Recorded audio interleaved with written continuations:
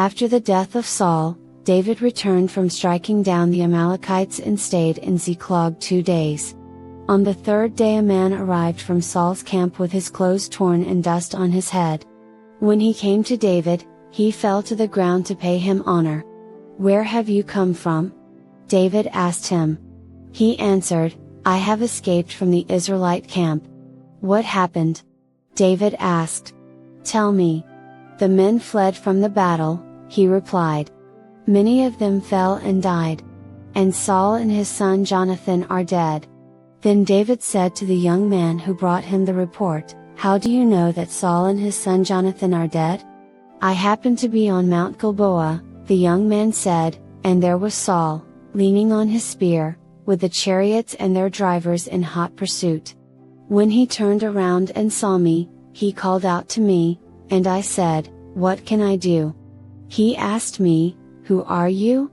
'An Amalekite,' I answered. Then he said to me, 'Stand here by me and kill me. I'm in the throes of death, but I'm still alive.' So I stood beside him and killed him, because I knew that after he had fallen he could not survive. And I took the crown that was on his head and the band on his arm and have brought them here to my lord." Then David and all the men with him took hold of their clothes and tore them. They mourned and wept and fasted till evening for Saul and his son Jonathan, and for the army of the Lord and for the nation of Israel, because they had fallen by the sword. David said to the young man who brought him the report, "Where are you from?" "I am the son of a foreigner, an Amalekite," he answered. David asked him, "Why weren't you afraid to lift your hand to destroy the Lord's anointed?" Then David called one of his men and said, "Go, strike him down." So he struck him down, and he died. For David had said to him, "Your blood be on your own head. Your own mouth testified against you when you said, 'I killed the Lord's anointed.'"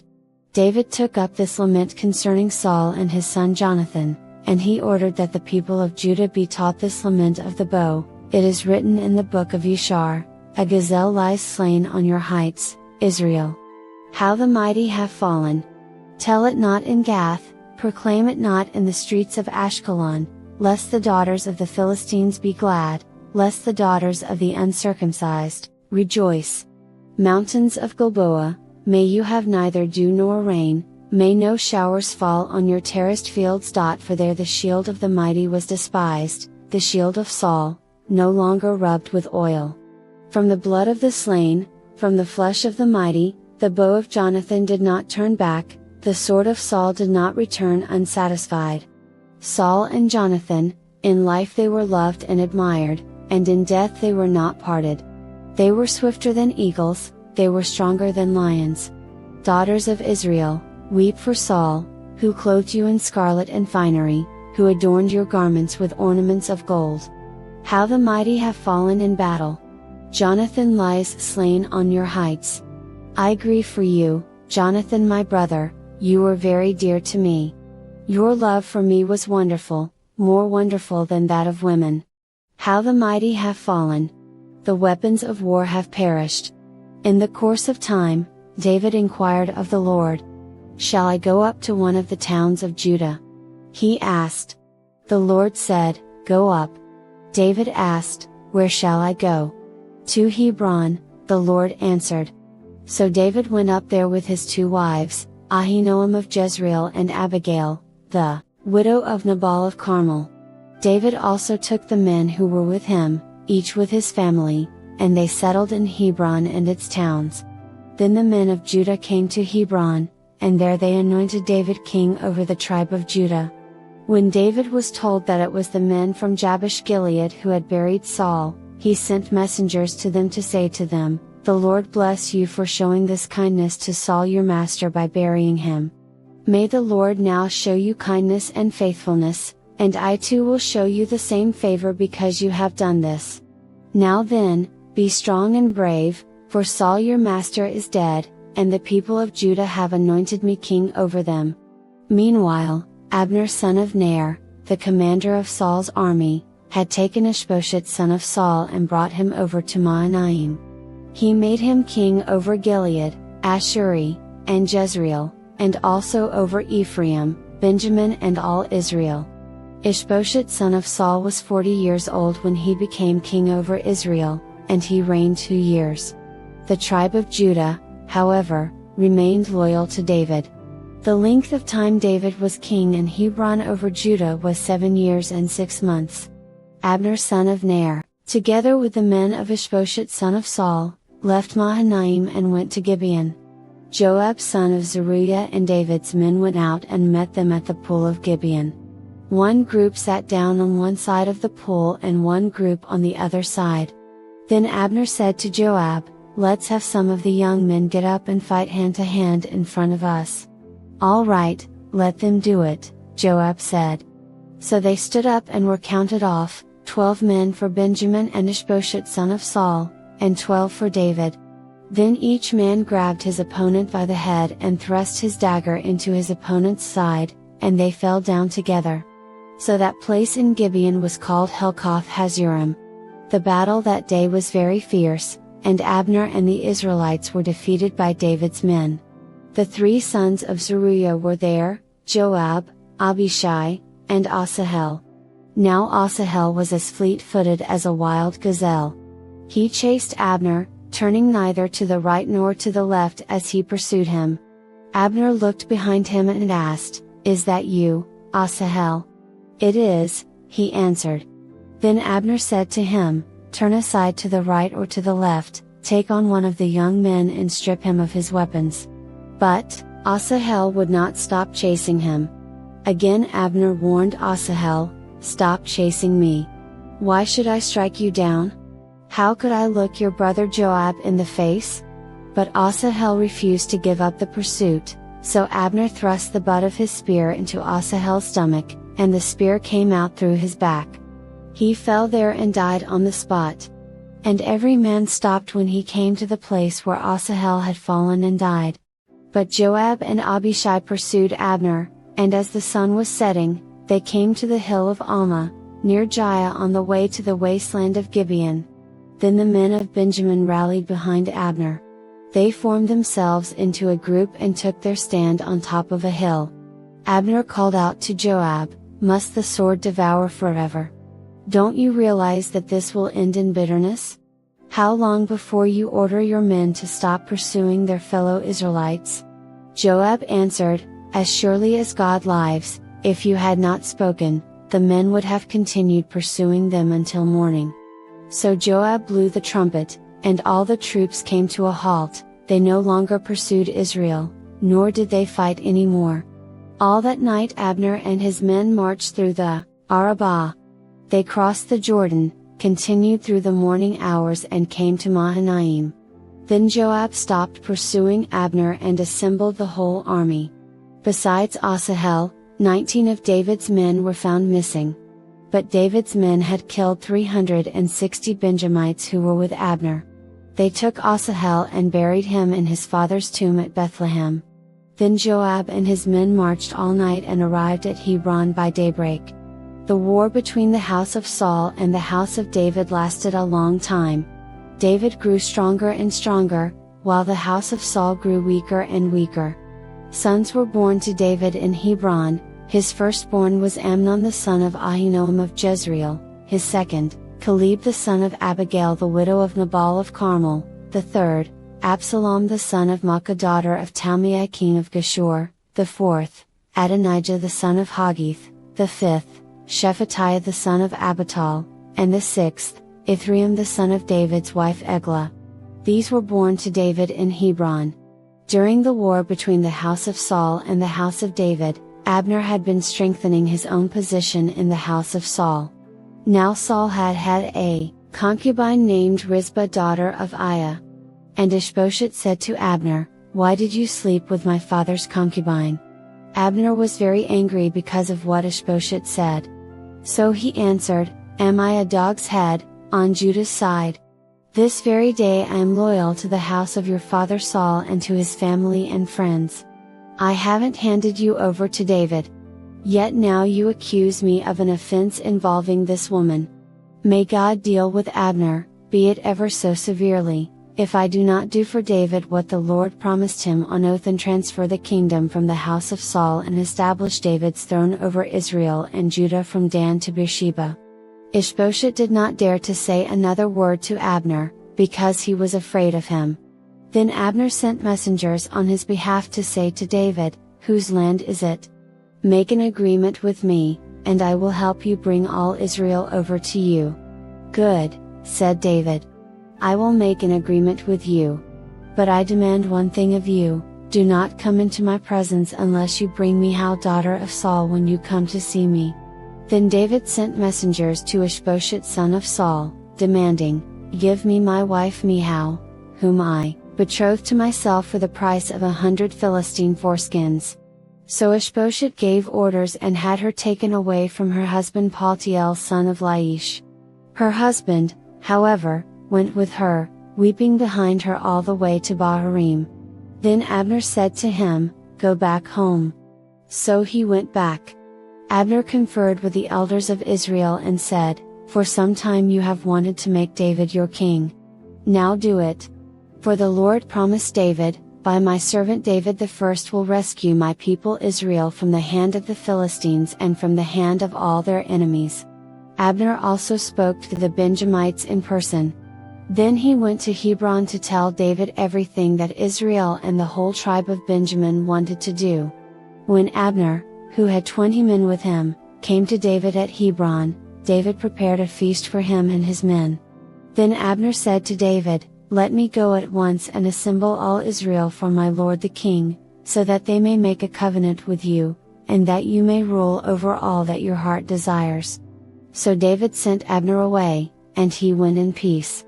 Just then David's men and Joab returned from a raid and brought with them a great deal of plunder. But Abner was no longer with David in Hebron, because David had sent him away, and he had gone in peace. When Joab and all the soldiers with him arrived, he was told that Abner son of Ner had come to the king and that the king had sent him away and that he had gone in peace. So Joab went to the king and said, "What have you done? Look, Abner came to you. Why did you let him go? Now he is gone. You know Abner son of Ner, he came to deceive you and observe your movements and find out everything you are doing." Joab then left David and sent messengers after Abner, and they brought him back from the cistern at Sirah. But David did not know it. Now when Abner returned to Hebron, Joab took him aside into an inner chamber, as if to speak with him privately. And there, to avenge the blood of his brother Asahel, Joab stabbed him in the stomach, and he died. Later, when David heard about this, he said, "I and my kingdom are forever innocent before the Lord concerning the blood of Abner son of Ner. May his blood fall on the head of Joab and on his whole family. May Joab's family never be without someone who has a running sore or leprosy or who leans on a crutch or who falls by the sword or who lacks food."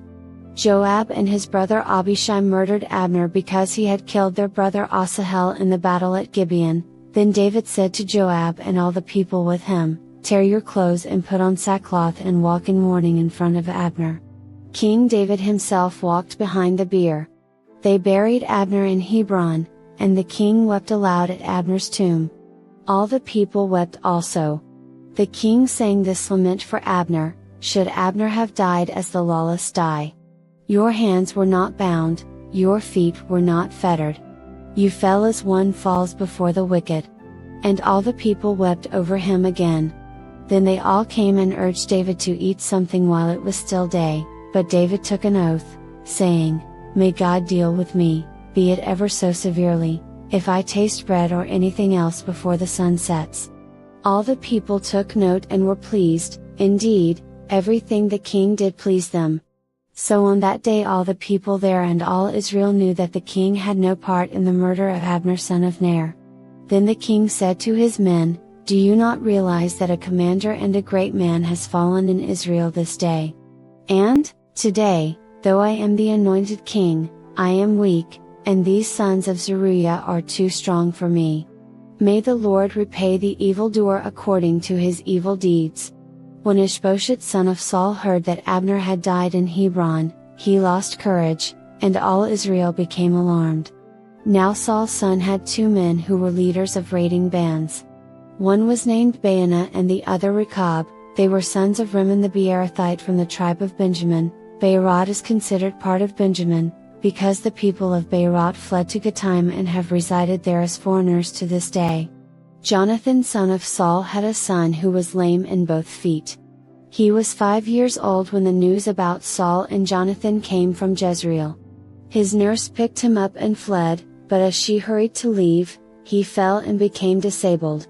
His name was Mephibosheth. Now Rechab and Baanah, the sons of Rimmon the Beerothite, set out for the house of Ishbosheth, and they arrived there in the heat of the day while he was taking his noonday rest. They went into the inner part of the house as if to get some wheat, and they stabbed him in the stomach. Then Rechab and his brother, Baanah, slipped away. They had gone into the house while he was lying on the bed in his bedroom.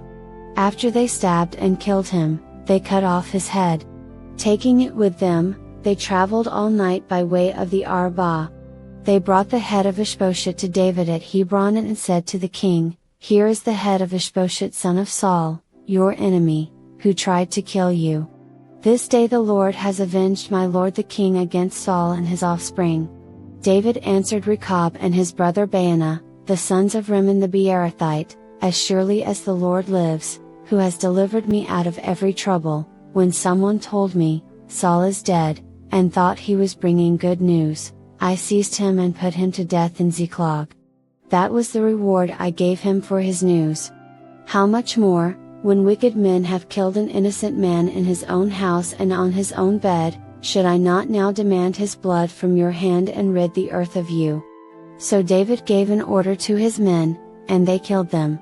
They cut off their hands and feet and hung the bodies by the pool in Hebron. But they took the head of Ishbosheth and buried it in Abner's tomb at Hebron. All the tribes of Israel came to David at Hebron and said, "We are your own flesh and blood. In the past, while Saul was king over us, you were the one who led Israel on their military campaigns.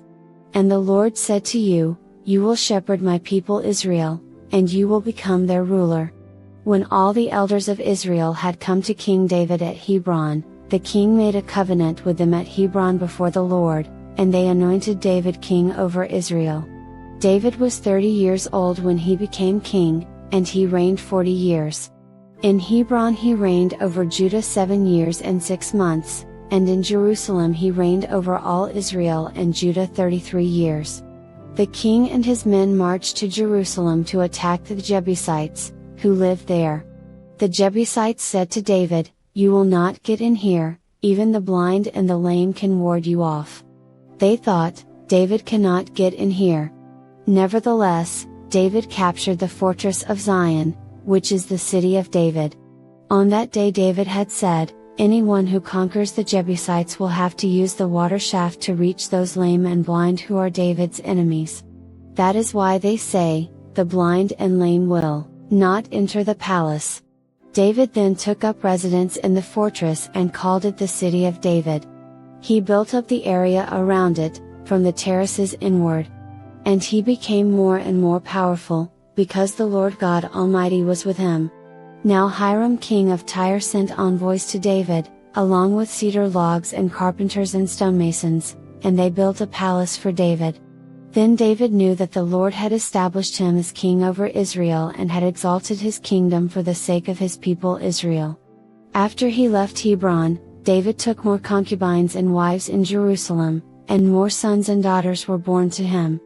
These are the names of the children born to him there: Shammua, Shobab, Nathan, Solomon, Ivor, Elishua, Nepheg, Euphia, Elishama, Eliada, and Eliphalet.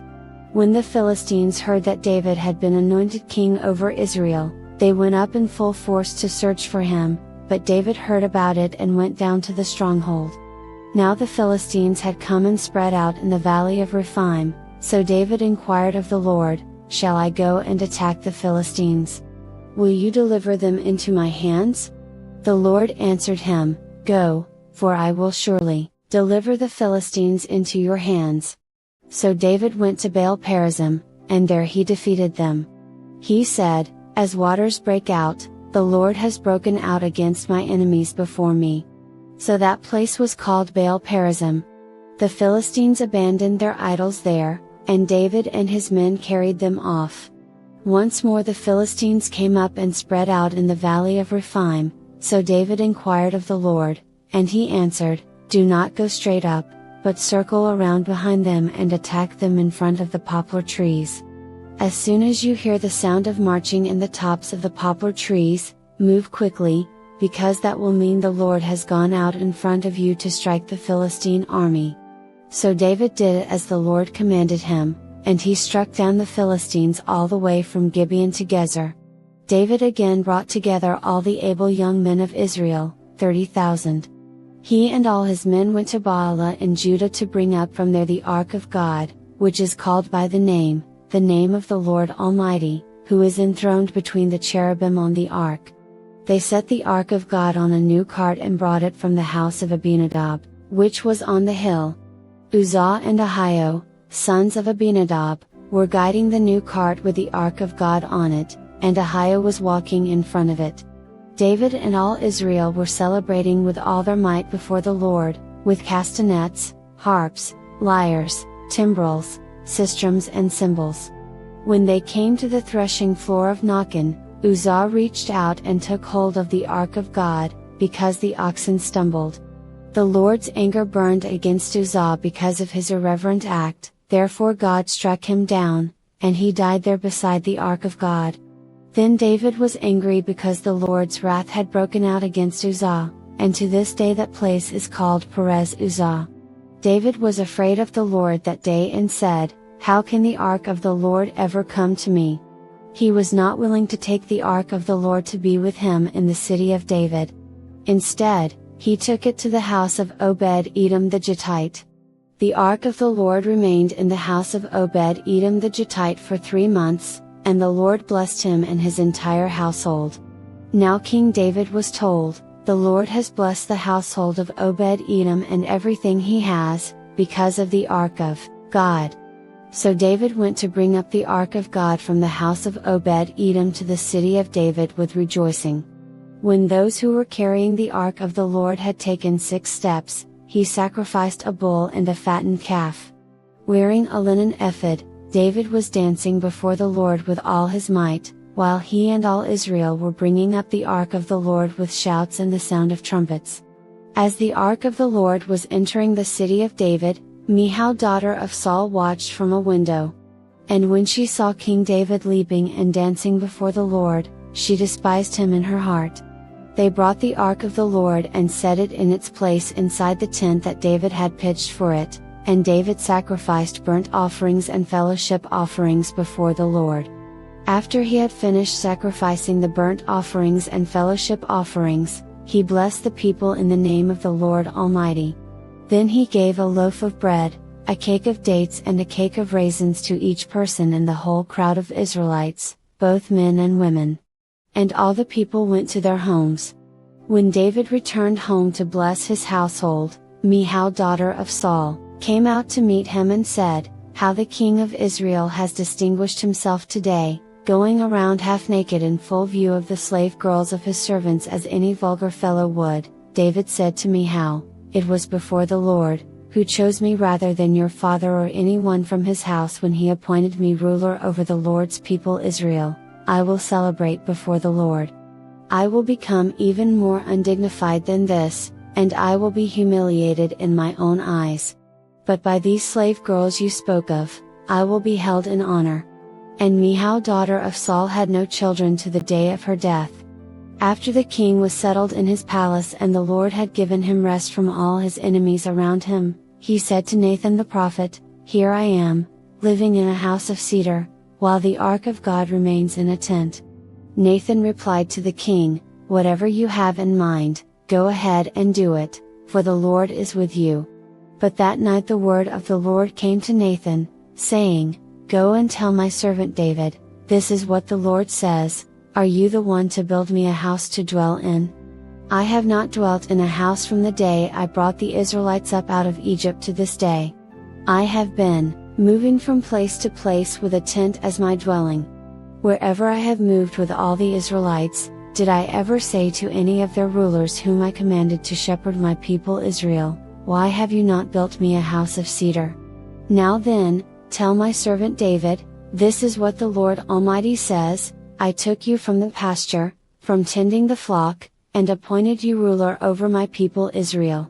I have been with you wherever you have gone, and I have cut off all your enemies from before you.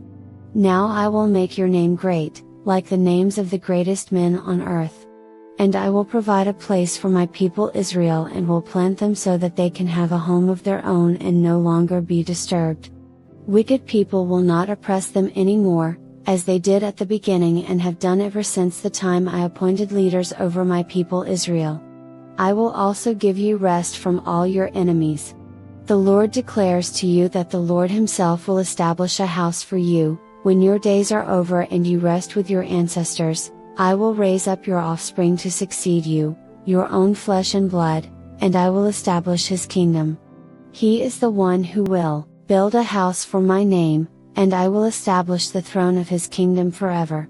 I will be his father, and he will be my son. When he does wrong, I will punish him with a rod wielded by men, with floggings inflicted by human hands. But my love will never be taken away from him, as I took it away from Saul, whom I removed from before you. Your house and your kingdom will endure forever before me, your throne will be established forever. Nathan reported to David all the words of this entire revelation. Then King David went in and sat before the Lord, and he said, Who am I, sovereign Lord, and what is my family, that you have brought me this far? And as if this were not enough in your sight, sovereign Lord, you have also spoken about the future of the house of your servant, and this decree, sovereign Lord, is for a mere human. What more can David say to you? For you know your servant, sovereign Lord. For the sake of your word and according to your will, you have done this great thing and made it known to your servant. How great you are, sovereign Lord! There is no one like you, and there is no God but you, as we have heard with our own ears. And who is like your people Israel, the one nation on earth that God went out to redeem as a people for Himself, and to make a name for Himself, and to perform great and awesome wonders by driving out nations and their gods from before your people, whom you redeemed from Egypt? You have established your people Israel as your very own forever, and you, Lord, have become their God. And now, Lord God, keep forever the promise you have made concerning your servant and his house. Do as you promised, so that your name will be great forever. Then people will say, The Lord Almighty is God over Israel. And the house of your servant David will be established in your sight. Lord Almighty, God of Israel, you have revealed this to your servant, saying, I will build a house for you. So your servant has found courage to pray this prayer to you. Sovereign Lord, you are God. Your covenant is trustworthy, and you have promised these good things to your servant. Now be pleased to bless the house of your servant, that it may continue forever in your sight, for you, sovereign Lord, have spoken, and with your blessing the house of your servant will be blessed forever.